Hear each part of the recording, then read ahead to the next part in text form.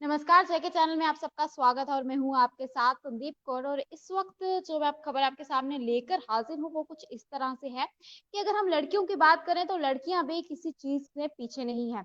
वहीं पर मेरे साथ आप एक और शख्स को देख रहे होंगे, ये है हमारे साथ भावना शर्मा, जो कि पहली जम्मू कश्मीर की वॉलीबॉल रेफरी जो है वो बन चुकी हैं। जी हाँ, सबसे पहले हमारी कोशिश थी कि जल्द से जल्द जो है हम इन तक जो है पहुंच सके और वो हमने किया भी। सबसे पहले जो है हम इन तक जो है पहुंच चुके हैं और सीधा रुख जो है हम इनके पास करेंगे और सीधा इनसे बातचीत करेंगे, जानेंगे आखिरकार किस तरह से इन्होंने जो है ये लाइन चुनी, यहाँ तक किस तरह से पहुंची, आखिरकार क्या कुछ सोचा और क्या कुछ रहा है इनकी लाइफ में। तो भावना, आपसे जानना चाहेंगे। सबसे पहले तो आपका बहुत बहुत स्वागत है हमारे चैनल में और बहुत बहुत शुक्रिया गुड कि हमें इवनिंग मैम।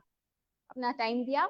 और आपसे जानना चाहेंगे आखिरकार आपने यही लाइन क्यों चुनी, क्यों वॉलीबॉल रेफरी ही बनना चाहते थे आप?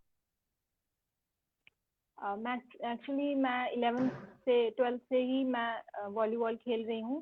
तब से मैंने मेरा फर्स्ट जो जूनियर नेशनल था वो 12th में था। उसके बाद से ही मैंने अपनी स्टेट के लिए सीनियर नेशनल में भी पार्टिसिपेट किया है।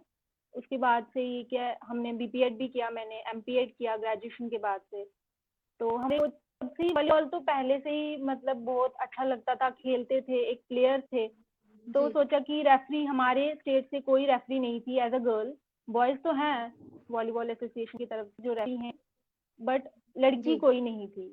तो हमारे कोच हैं मुल्कला सर, और हमारे Kuldeep Malhotra sir CEO JNK, और रमेश सर। जी तो उन सब ने मुझे मोटिवेट किया कि हमारे स्टेट से भी कोई एक लड़की होनी चाहिए जो वॉलीबॉल में जी एज अ रेफरी रिप्रेजेंट करे अपनी स्टेट को। तो वहाँ से मेरा इंटरेस्ट आया और मैंने सीखा पहले, फिर मैंने एग्जाम दिया और आज मेरा रिजल्ट आया है, तो मैं उस एग्जाम में क्वालिफाई हूँ। बहुत बहुत कांग्रेस भावना कि आपने जो है ये चीज सोची, क्योंकि काफी ज्यादा जरूरी थी लड़कियों को जो है आगे बढ़ने के लिए। और यहाँ पर अगर हम बात करेंगे घर वालों का सपोर्ट जो है आपके लिए किस तरह से रहा, फैमिली का सपोर्ट जो है कैसा रहा? मेरे फादर भी एक स्पोर्ट्स पर्सन है, तो सपोर्ट तो मुझे स्पोर्ट्स की तरफ हमेशा से फैमिली से मिल रहा था।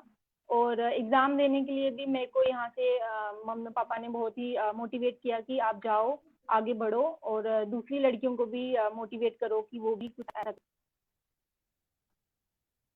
और तो साथ ही साथ जिस तरह से आपने बताया कि अपनी फैमिली का पूरा सपोर्ट है, बट किससे अगर हम बात करें, आप इसका श्रेय जो है किसको देना चाहेंगी? मैम, इसका श्रेय तो पहले तो वॉलीबॉल एसोसिएशन ऑफ जेएंडके को ही जाता है, कुलदीप सर को जाता है, रमेश सर को जाता जी है, और मेरे सारे कोचेस को जाता है, मुखरा सर को जाता है, जिन्होंने मुझे सिखाया। क्योंकि पहले तो होता है सीख के ही आगे जाना होता है। तो सर ने ही मुझे पूरा बिल्कुल। सिखाया कि कैसे ऑफिशिएटिंग करते हैं, एक एक चीज उन्होंने सिखाई। तो इनको तो आता ही है, और मम्मा पापा को जाता है जो भेजते थे हमें। फर्स्टली तो ऐसा होता है ना, लड़कियों को कोई भेजता नहीं है, बट अगर भेज रहे बिल्कुल हैं तो मम्मी पापा की तरफ से सबसे पहले ये होता है कि भेजना जरूरी होता है। बिल्कुल। तो भावना, जिस तरह से आपने खुद ही कहा कि लड़कियों को मोस्टली जो है ऐसा देखने को मिलता है कि उन्हें भेजा नहीं जाता, इतना सपोर्ट नहीं किया जाता, क्या आपके साथ भी कभी कुछ इस तरह का जो है वाकया रहा? क्या कभी आपने भी कभी हिम्मत हारी होगी, आपको भी कभी ऐसा लगा होगा कि नहीं, मैं ये चीज जो है नहीं कर सकती? नहीं मैम, मेरे साथ तो ऐसा कभी नहीं हुआ है, बट मेरी बहुत सारी ऐसी फ्रेंड्स हैं जिनके साथ हुआ है, जो दूर से आती हैं, मम्मा पापा अलाउड नहीं करते कि नहीं, रात तक तुम बाहर नहीं रह सकती, शाम तक तुम नहीं आओगी, कैसे आओगी इतने दूर से। शादी हो जाती है जल्दी, या फिर कभी स्टडी के लिए बहुत ज्यादा होता है। तो मैं यही कहूंगी कि लड़कियों को भी आगे आना चाहिए, मम्मा पापा को सबसे पहले तो स्कूल और कॉलेजेस के टीचर्स को भी एनकरेज करना चाहिए। क्योंकि वहां से ही बिल्कुल। अगर आप शुरुआत से ही आपको रोक दिया जाएगा तो आप कभी भी आगे नहीं जा सकते। तो स्टार्टिंग पॉइंट से बिल्कुल। अगर स्टार्ट हो जाता है तो फिर आगे जाता है। बिल्कुल भावना, इसी तरह से हम ये भी जानना चाहेंगे कि जब ये एग्जाम जो है कब हुआ था और कहाँ गई थी आप ये एग्जाम देने? मैम, ये मेरा एग्जाम हुआ था दिसंबर में 2019 में, भुवनेश्वर में ये हमारा एग्जाम हुआ था में। तो तब मैं वहां जी। पे गई थी, यहाँ से हमारे जेएनके से 4 जो कैंडिडेट्स थे जो गए थे। और आज उसका कोरोना की वजह से थोड़ा लेट हुआ है, बट रिजल्ट आया है। तो अब कैसा फील लग रहा है भावना, इतना बड़ा जम्मू कश्मीर की पहली लड़की है, खासकर जम्मू की बात करें तो पहली लड़की है जो वॉलीबॉल रेफरी बन चुकी है, तो कैसा लग रहा है? लग तो बहुत अच्छा रहा है मैम, बहुत खुश हैं। और यही आशा करते हैं कि और ज़्यादा सीखेंगे और ज़्यादा आगे बढ़ेंगे, अच्छे और ज़्यादा ऊंचे लेवल पे जाके ऑफिशिएटिंग करने का मेरा प्लान है। और मैं सीखूंगी कि आप अभी मुझे बहुत कुछ और सीखना है, तो मेरे कोचिज का साथ अगर रहेगा, एसोसिएशन मुझे और बुलाएगी अपने वहाँ मैचेस में, मैं और ज़्यादा सीखूंगी और आगे जाऊंगी। भावना, कब से आपने ये वॉलीबॉल का ये जो चीज है ये कब से चुनी, कब से आप ये सीख रही हैं वॉलीबॉल? मैम मैं तो बचपन से ही वॉलीबॉल खेलती हूँ। 9th 10th से जो है कि मेरे को स्कूल वालों ने भेजा खेलने के लिए, और फिर मैं कॉलेज आई तो फिर मैं स्टेडियम मैंने ज्वाइन किया, फिर मुझे जूनियर नेशनल भेजा, मैं सीनियर नेशनल मैंने किया, तो तब से ही ये था।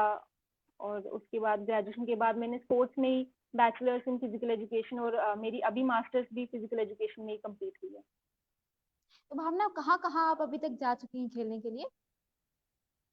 मैम मैं सीनियर नेशनल केरला में गई हूँ, बैंगलोर में गई हूँ, राजस्थान गए हैं, हम यूपी गए हैं, हिमाचल गए हैं। तो मोस्टली और इंडिया ही हमने कवर किया है, क्योंकि हर साल अलग अलग जगह पे ये सीनियर नेशनल्स होते हैं, इंटर यूनिवर्सिटीज होती हैं, तो हम जाते हैं। तो भावना, जिस तरह से आपने बताया आप यहाँ यहाँ जा चुकी हैं, कोई भी ऐसा वाक्य जो आपको दिल छू गया हो जब भी आप खेलने गए हो, या कोई ऐसा वाक्य जिससे आप काफी ज्यादा डर गई हो, वो आप साझा करना चाहेंगी? मैम पहले तो JNK से जाना, कश्मीर की गर्ल्स आती हैं, हम आते हैं, तो बाहर जी। जाना लोग थोड़ा अजीब से देखते हैं, बोलते हैं आपने तो ये जम्मू कश्मीर के हालात को देखते हुए, वैसे पहले तो वैसे क्वेश्चंस पूछते हैं, बट जैसे जैसे हम जाते गए हमें और कॉन्फिडेंस आता गया, तो बहुत सारी ऐसी चीजें होती हैं जो बहुत,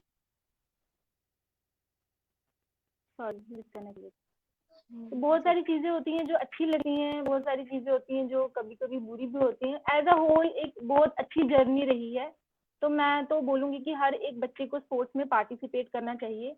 बहुत ज्यादा एक्सपीरियंस मिलता है, जी। लाइफ को जीने का एक्सपीरियंस इस चीज में मिलता है हमें। दूसरे मतलब स्टेट्स की आपका अगर हम कहना है बात कि करें तो बहुत दूसरे, सारे स्ट्रगल्स। जी। जी। जी, बोलिए। आई थिंक जी, गेटिंग योर भावना आप वॉइस। सुन पा रही है?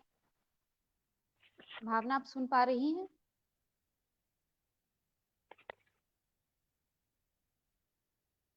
भावना, आप सुन पा रही हैं? तो हमारी आवाज भावना तक जो है वो नहीं पहुंच पा रही है, लेकिन यहाँ पर ये सोचने वाली बात है कि उनका भी यही साफ तौर पे ये कहना है कि जिस तरह से जो है, अगर हम हर एक लड़की की बात करें तो हर एक लड़की को जो है यहाँ पर आगे बढ़ना चाहिए, पीछे नहीं हटना चाहिए। तो हम भावना से बात करें। भावना, आपको हमारी आवाज आ रही है?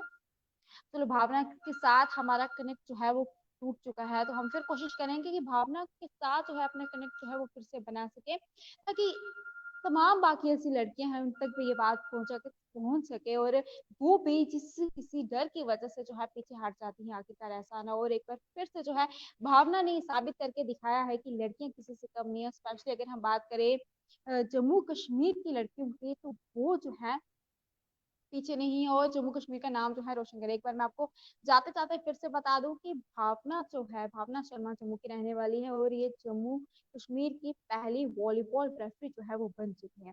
तो इसी के साथ आज का इस लाइव पे ही मकसद था मेरा बताने का कि कहीं ना कहीं लड़कियों को आगे बढ़ना ही चाहिए, पीछे नहीं हटना चाहिए। तो अब समय आ गया अलविदा लेने का, फिर मुलाकात होगी, मुझे दीजिए इजाजत, नमस्कार।